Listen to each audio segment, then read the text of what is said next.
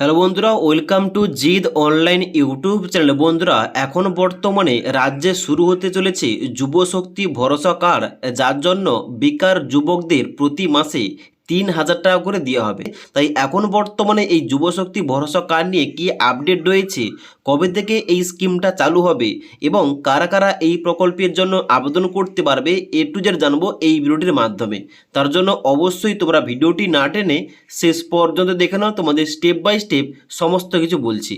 তো অনস্ক্রিন দেখতে পাচ্ছ, আমি কিন্তু এখন বর্তমানে যুবশক্তি ভরসা কার্ড নিয়ে একটি প্রতিবেদন ওপেন করে রেখেছি। এই প্রতিবেদন অনুযায়ী তোমাদের এ টু জেড বলছি। এখানে বলা হচ্ছে প্রতিবেদনে গত 16ই এপ্রিল মানে গত বৃহস্পতিবার এখানে কিন্তু রাজ্যের বিজেপি সরকারের তরফ থেকে নতুন একটি কার্ড প্রকাশ করা হয়েছে, যার নাম দেওয়া হয়েছে যুবশক্তি ভরসা কার্ড। এবার এই কার্ডটা প্রকাশ করার সময় হাজির ছিলেন কে? টেনিস তারকা লিয়েন্ডার পেজ এবং বিখ্যাত বক্সার বিজেন্দ্র সিং।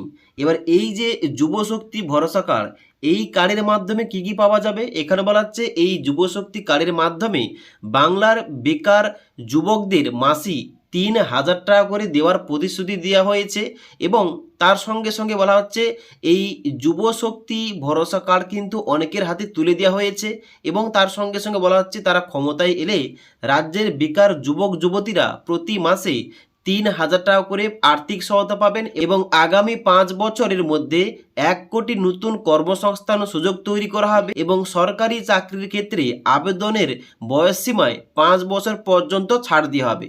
তো এই কার্ডে কিন্তু সুবিধা রয়েছে এই যুব শক্তি ভরসা কার্ডে, ওকে। এবং এই যে কার্ডটা, এটা কিন্তু শুধুমাত্র প্রতিশ্রুতি দেওয়া হয়েছে, তবে এই কার্ডটা কিন্তু এখনো পর্যন্ত চালু করা হয়নি। বিজেপি সরকার ক্ষমতায় এলে তারা কিন্তু এই কার্ডটা চালু করবে, এইরকম প্রতিশ্রুতি দেওয়া হয়েছে, ওকে। যার জন্য এই যে যুবশক্তি ভরসা কার্ড, এই কার্ডের মাধ্যমে যারা বেকার আবেদন করবে তাদের প্রতি মাসে 3,000 টাকা করে আর্থিক সহায়তা দেওয়া হবে, ওকে।